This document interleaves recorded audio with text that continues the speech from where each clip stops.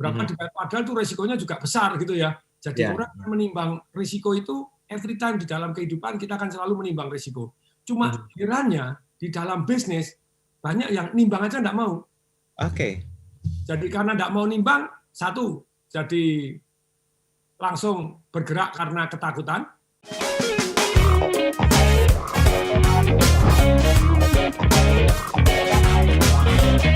Kita akan coba bahas hal ini nih, Smart Listeners, lebih detail lagi tentang gimana sih sebetulnya menimbang risiko di dalam bisnis. Kenapa kok harus menimbang sih? Kenapa kok tidak ada langkah-langkah lainnya? Kalau bicara masalah pengalaman, ya udahlah asam garamnya udah apal banget, udah hatam banget. Makanya kita coba belajar dari Pak Tung dan Semboringin, gimana sih menimbang risiko di dalam bisnis. Pak Tung, ini kenapa harus menimbang, Pak Tung? Bukannya langsung melakukan sebuah langkah untuk meminimalkan, Pak Tung? Apa harus menimbang dulu, baru bisa mutusin minimalkan, atau bagaimana, Pak Tung?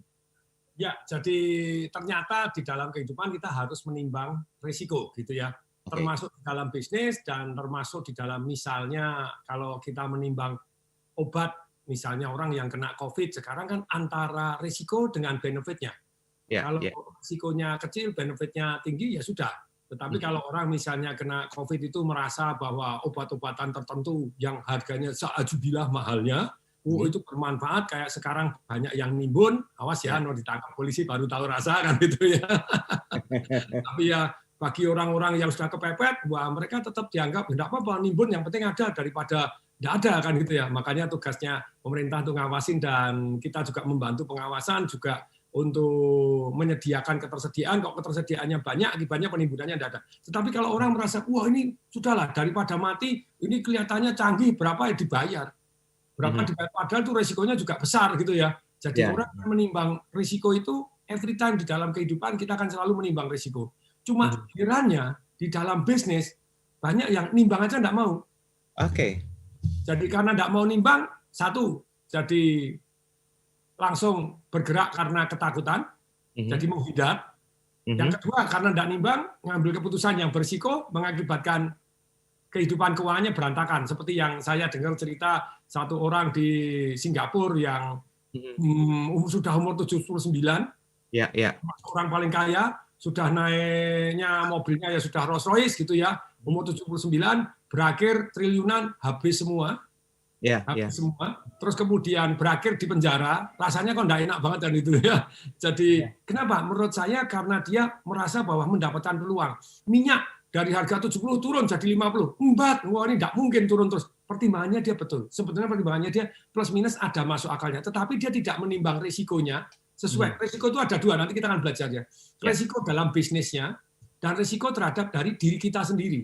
Maksudnya apa risiko diri kita sendiri? Ada bisnis-bisnis tertentu yang kalau bagi Bill Gates dianggap tidak berisiko. Tetapi bagi kita bisa dianggap kita berisiko. Karena kelas kita berbeda. Nah, dia 70, harganya 50 beli lagi, harga 40 beli lagi, kurang, kemudian dia utang bank. Nah, problemnya ini begini, ketika dia utang bank ini tadi, dia memanipulasi pembukuan keuangan. Dan ketika memanipulasi pembukuan keuangan, orang keuangannya pintar. Loh ini tidak bisa loh, mengaku untung orang kita rugi. Loh, supaya bisa untung, tidak apa-apa tanggung jawab. Ya, yang keuangan boleh tanggung jawab, kamu tanda tangan pribadi loh, bahwa ini kamu keuangannya ini 100% atas permintaanmu, jadi yang manipulasi kamu bukan saya ini, jadi saya tidak bisa sebagai anak buah dipaksa. Oke, sudah begitu, naik lagi turun lagi 30, turun lagi 20. Begitu turun lagi 20, dia tidak tahan. Begitu dia sudah tidak tahan, mulailah yang dia beli 20, dia beli 30, beli 50, dijual. Nah celaka, harganya beli 50, jual 20.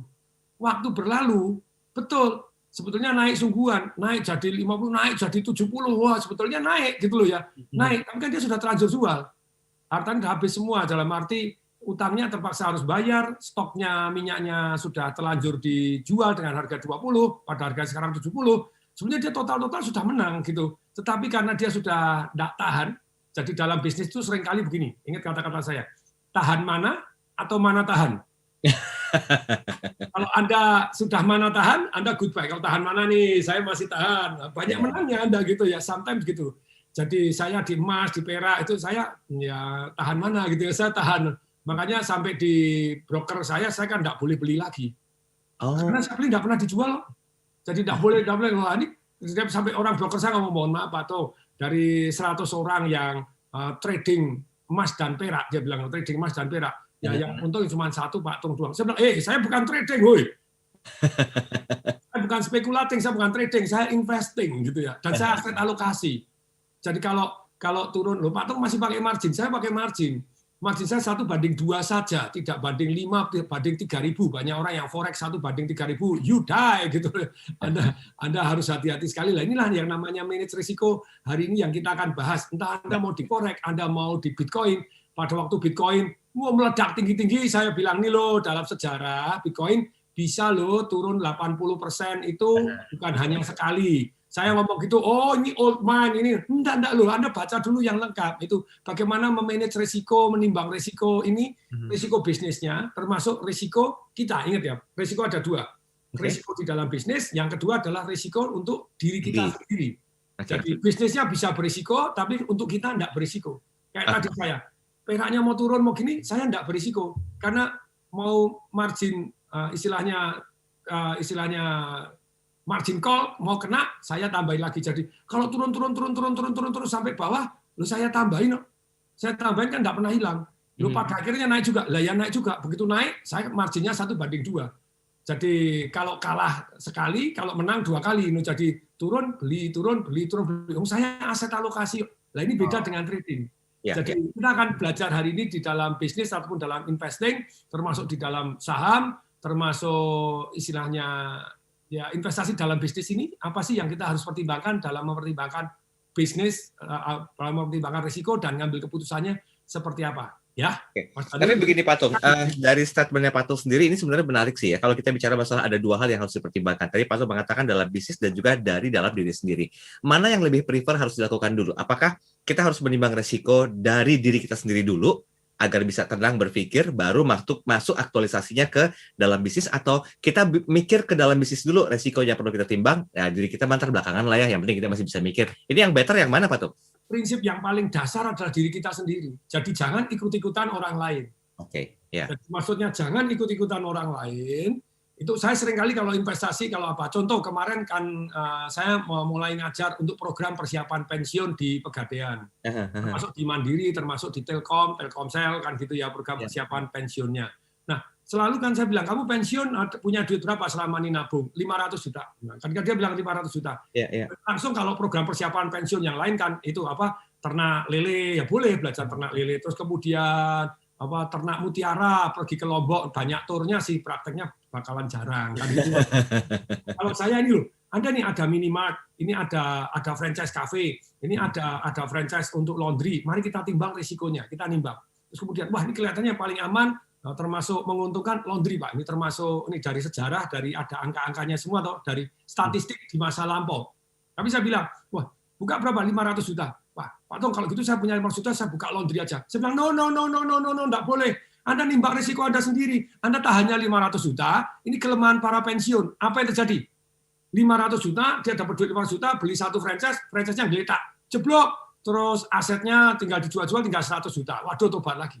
Jadi ketika Anda sudah umur 50-an ke atas, 55 ke atas, dimasukkan tahap aman, beda sekali dengan orang yang masih muda untuk memanage risikonya, menimbang risiko di dalam diri sendiri. Jadi nomor 1 diri sendiri, event laundry-nya aman, event minimartnya aman, event kafenya aman, misalnya begitu.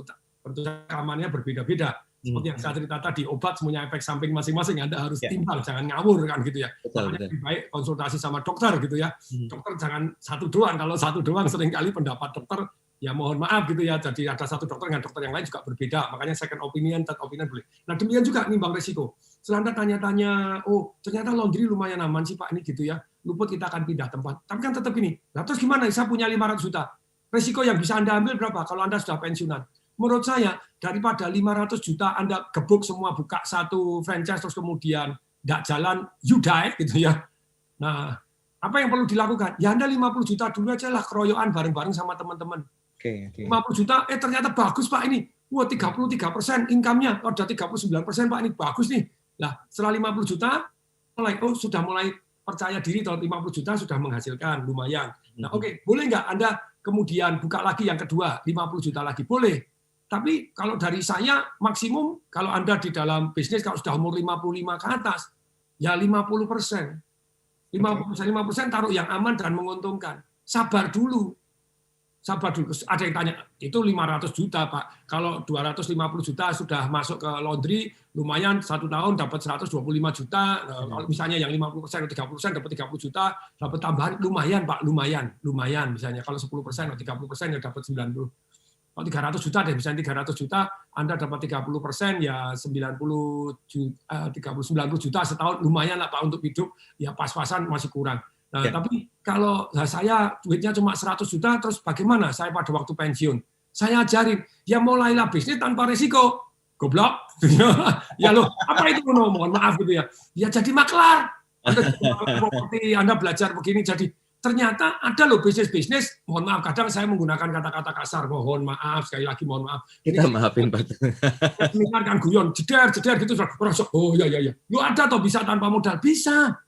Anda jadi maklar. Anda setor waktu, setor pengalaman, setor ilmu Anda, wong Anda sudah 55 tahun, ya pasti pengalamannya luar biasa. Setor kepercayaan yang Anda bisa dipercaya. Nah, jadi sekali lagi, kalau sudah 55 tahun, duitnya enggak begitu banyak, jangan taruh semua, makin geletak lagi. Lupa, katanya bisnis itu kan harus berani mati, Pak Tung. Ya mati sungguhan. Kalau mati sungguhan enak enggak? Enggak enak lah. Enggak enak. Jadi, memanage resiko di dalam diri sendiri, itu masih satu yang namanya tergantung bukan tipe kita. Kalau orang yang umur 79 di Singapura itu tadi kan, saya agresif, saya berani, utang bank berani, saya kaya karena itu kok. Nah, terus kemudian yang terjadi, umur 79 enggak enak banget. Habis semua tuh. Jadi Anda tidak melakukan aset alokasi, tidak melakukan sesuai dengan umur, sebetulnya kalau sudah umur 79, ya Anda tidak diharapkan ambil risiko terlalu besar. Gini loh, kalau Anda sudah punya 1 triliun, dulu, Mas Daril, saya ngomong ini, zaman dulu banget gitu ya, saya ditungguin sama pemilik Smart FM yang lama. Oke. Apakah seminar dia datang, Pak Tung, terima kasih. Kata-katanya, saya seminar ditungguin, keluar gitu Pak Tung, please dong Pak Tung, saya hari ini pada waktu Pak Tung tadi talk show saya, ini true story Pak, Mas Daril boleh tanya sama pemilik yang lama. Ya. Saya ini ya, jadi benar kata-katanya Pak Tung. Kalau orang sudah umur, sudah punya kekayaan tertentu, misalnya kayak dia, beliaunya waktu itu umur 60 sekian gitu ya, sekarang udah 70 sekian, apalagi udah umur 70, punya 1 triliun, jadi 2 triliun, ya tidak ada efeknya terhadap gaya hidupnya. Mau naik Rolls Royce bisa, mau naik private jet bisa, mau kemana bisa, tidak ada efeknya. 1 triliun jadi 2 triliun, Anda tidak dianggap pintar. 1 triliun jadi 2 triliun, Anda gaya hidupnya tetap sama. Mau makan ya sehari cuma 3 kali. Tetapi kalau 1 triliun jadi 0, goblok setengah mati, dan kemudian gaya hidup Anda akan berubah luar biasa. Ya kayak di Singapura yang di bidang minyak ini tadi, 79, dari Rolls Royce, naik kursi roda, dari punya mansion tinggalnya di penjara, lah kan enggak enak banget tuh. Iya. Jadi Anda sesuai dengan umur. Nanti kita belajar bagaimana menimbang risiko dan memanajemen risiko sesuai dengan umur kita, itu dari dalam diri kita.